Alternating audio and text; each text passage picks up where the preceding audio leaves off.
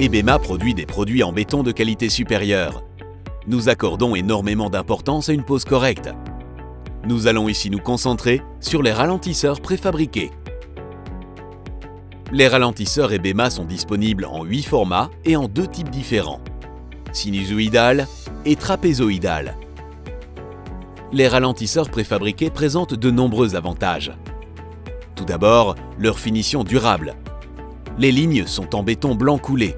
En d'autres termes, elles sont extrêmement solides, antidérapantes, incassables et inaltérables. Le blanc reste blanc grâce à l'utilisation de granulats naturels. Les ralentisseurs résistent à de grandes variations de température. On peut les poser par n'importe quel temps, qu'il pleuve ou qu'il fasse très chaud. Autre avantage, les ouvertures d'ancrage conformes à la réglementation prévue sous les ralentisseurs. Combinées au crochet de levage fourni de série, elles facilitent la pose. La pente des ralentisseurs préfabriqués affiche par ailleurs toujours l'angle adéquat. Une fois posés, les ralentisseurs ne bougent plus. On ne note par ailleurs aucune usure. Sans oublier les délais de livraison rapides. Grâce à notre propre unité de production et à notre vaste entrepôt. Venons-en à la pose proprement dite. Une pose correcte commence par des fondations adéquates. Préparez tout d'abord la fondation. Évitez qu'il ne reste de l'eau de pluie. Veillez par conséquent à une bonne évacuation des eaux.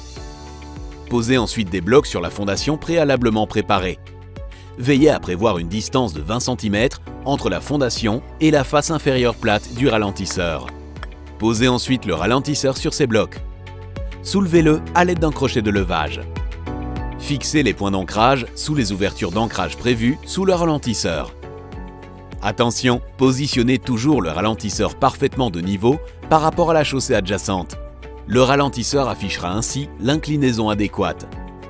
Posez le ralentisseur suivant à côté du précédent, en respectant un joint de 1 cm.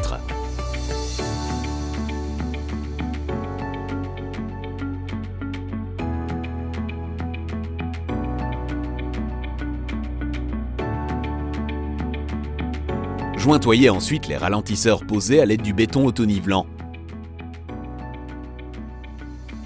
Le béton doit arriver jusqu'à 4 cm de la surface supérieure la plus basse.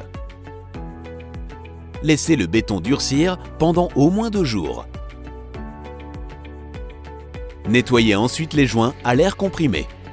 Remplissez-les complètement à l'aide d'une garniture élastique et parfaitement adhésive. Il suffit d'attendre 7 jours pour que les ralentisseurs Ebema Living City soient opérationnels.